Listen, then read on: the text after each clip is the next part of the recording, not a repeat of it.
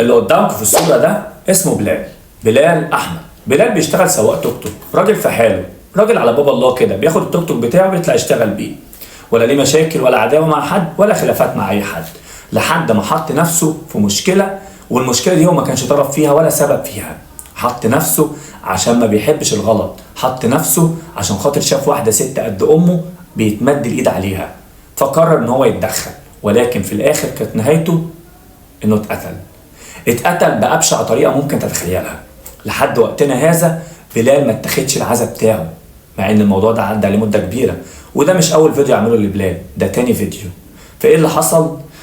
بس احلفك بالله يا ريت تعمل لايك وشير كتير للفيديو، عشان خاطر اللايك بتاع حضرتك بيساعد بس ان الفيديو ينتشر للناس ويبدا ان هم يشوفوه.